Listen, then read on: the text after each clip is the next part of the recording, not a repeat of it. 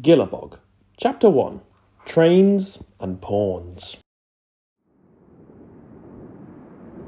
Henry Brown glanced out the carriage window. A palette of greens, browns and greys smeared past the misty glass.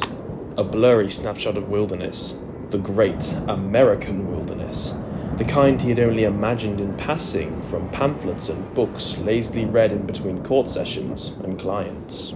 And now, he was there. Or at least, hastily ploughing through it. Trains are a most marvellous thing. Something so unnatural and mechanical, able to loudly slink through the untamed nature as easily as any deer or elk could. Henry exhaled a small breeze from his nose. He found the oxymoronic nature of trains amusing. Anything could be to him. Years of grilling killers and revealing the secrets of monsters in court had allowed him to appreciate the smaller aspects of life. His mind shifted. Killers and monsters. No scarier people on this earth, he thought. Those who think they are above others so terminally that they would be willing to kill and lie to their fellow man. Henry felt his face grimace at the thought. "I've never seen no man scowl at trees before," silently proclaimed a dry but hearty voice. Henry's head darted from the booth's window and saw the voice's origin. A tall but broad man stood before Henry, a man of a paler complexion, dressed with a sense of upper-class style, and with a smaller but not silent feeling of humble casualness that permeated around him. He gently leaned on the private carriage's open doorway. He held no luggage, no baggage, no satchel, not even a box of any kind. He only had his suit, his shoes, and a golden pocket watch tucked in his breast pocket. Henry's gaze was fixed on the man for so long that he didn't notice the sudden appearance of a pristine chess set. The stranger took a seat opposite of Henry and offered a well-cleaned hand. "Dilettante." The stranger smiled. What a strange name, Henry thought. "Henry Brown," the lawyer replied, shaking Iad's hand. Cold to the touch, the soothing coolness of a freshly planted grave. "Humour me with a game?" softly asked Iad. His oddly skinny fingers pinched a pawn in expectation. Henry briefly studied the man.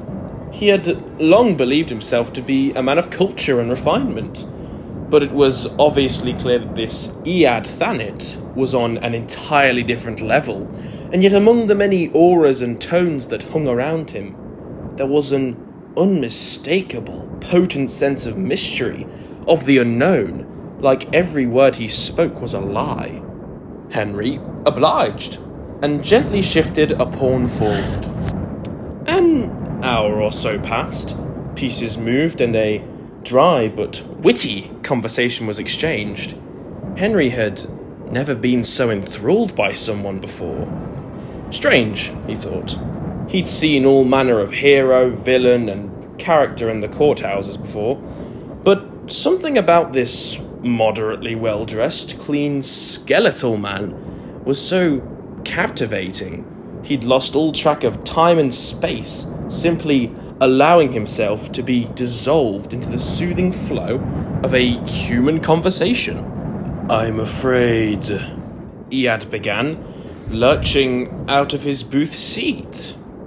"This is where I stop," he continued, shifting towards the closed carriage doors. Henry swore never seeing them get closed by anyone. Henry was even more so confused by Iad getting off the train. As far as he was aware, the train wasn't stopping or even approaching any place it could stop.